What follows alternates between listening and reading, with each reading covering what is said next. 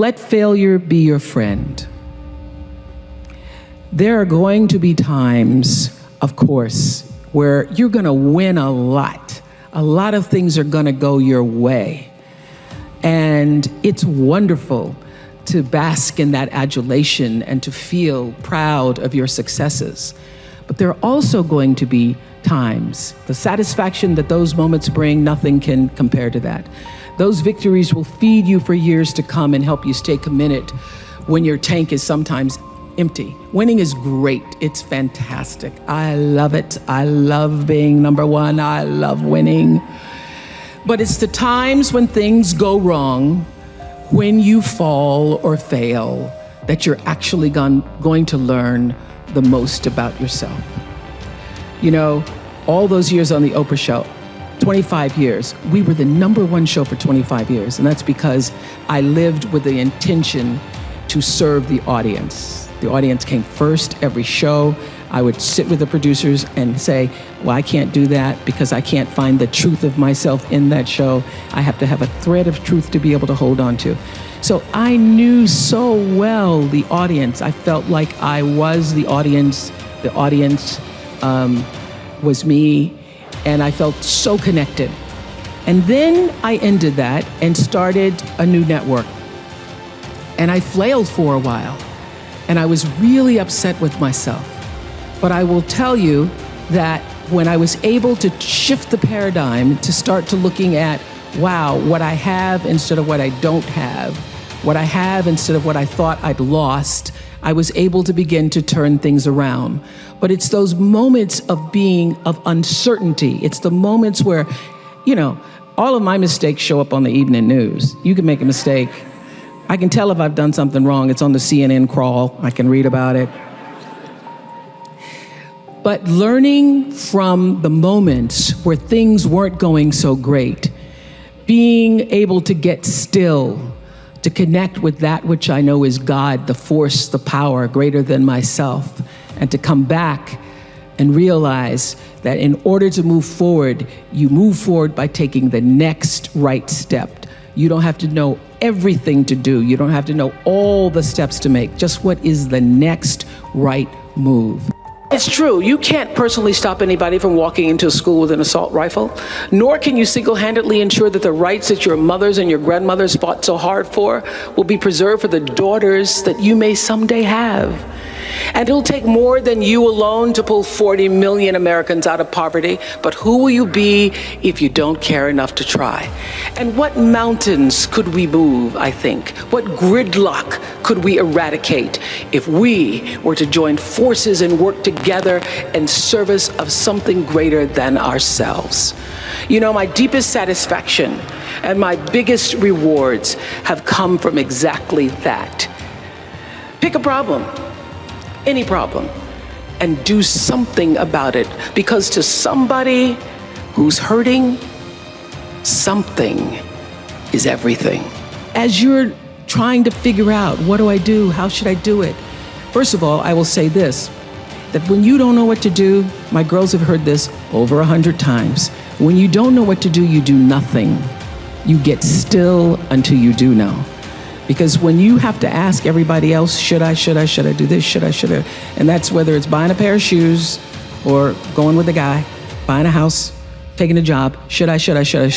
When you have to ask everybody else, it means you don't really know the answer fully yourself. So you get still, be still, and know the answer will come. I had a job until I could figure out what it was really, what that gave my life its purpose and meaning. And I'd gotten demoted in my job in Baltimore as an anchor woman because as they hired me and then they decided I was the wrong color and I was the wrong size and I was the wrong, you know, I had lots of problems and they were trying to take me off the air. And I was making $22,000 a year. I thought I was in heaven because I was making my age. And my dream at the time was, Gail and I used to say, can you imagine if you're 40 and you're making 40,000? Ooh, that'd be it. So, that was as big as my dream was, just to make my age. And then I did this, they put me on a talk show one morning because they didn't know what to do with me. And I was interviewing the Carvel Ice Cream Man. It was a local talk show, and Benny from, Benny, who was Mrs. Chancellor's butler or something on All My Children. Anyway, a soap opera star who wasn't the lead star. Remember Benny?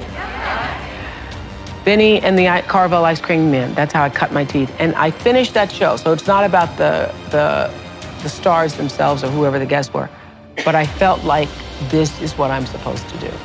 All these years I've been misplaced in news because I couldn't relate to news. I was a news reporter, and I'd be out on the stories, and I'd be crying with the people. And I felt that I was exploiting the people with news. I couldn't, put a microphone in people's face when they were going through tragedies and stuff. I just was so emotional. I was always getting little notes from my boss about, cut that out, you need to stop. But the moment I did that talk show, I felt like, oh, I can be myself.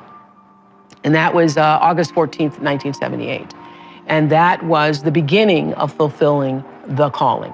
And so since that time, August 14th, 1978, I've never had a problem with energy. Now, when I was working in news, I used to be exhausted all the time. Just exhausted all the time because I hated it. And the reason I didn't quit is because I'm not a quitter, number one, and because my father was like, better not quit that job. You're making $22,000 a year.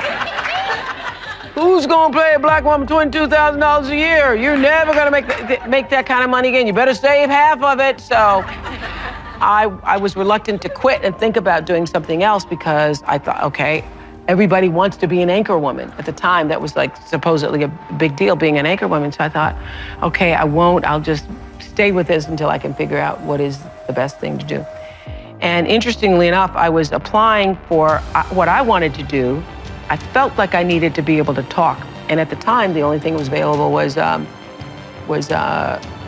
Good Morning America or the Today Show. So I called up this agent and I asked if he would accept my tape because I wanted to be like a substitute for Bryant Gumbel. And he said to me, there was only gonna be one Bryant Gumbel. And so there wasn't gonna be another one, that they weren't gonna another black person on that show. He said that to me. And interestingly enough, he called me last week because somebody else mentioned his name to say he never said it, but he did say it. And I said to him, you know what? If you're ever told that, you never forget it. If somebody ever says to you, if you're ever rejected in that way, you never, ever, ever forget it. I said, but it's okay. I did okay, you did okay. It's all right. It's all right.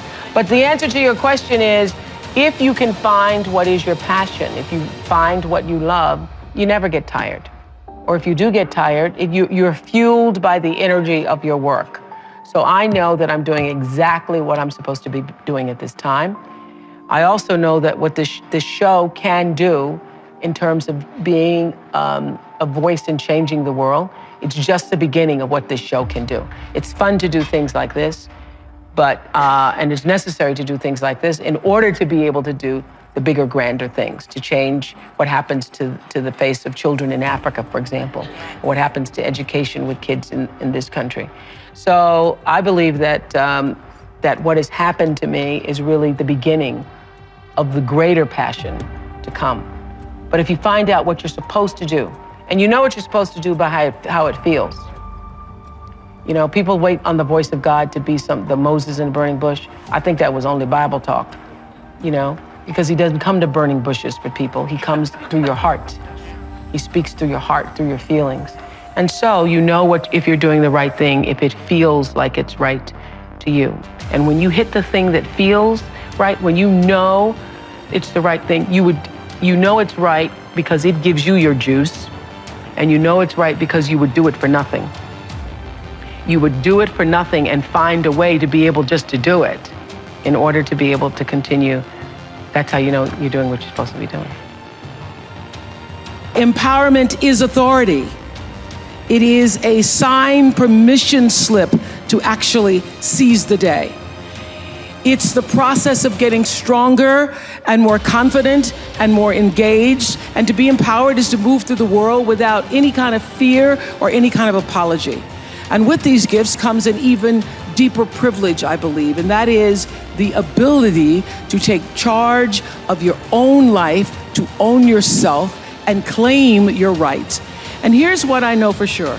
that to whom much is given, much is expected. And I have been given so much. I've earned it, I've been blessed with it, but I've been given a lot. And that's why I've chosen to use my life to lift other people up.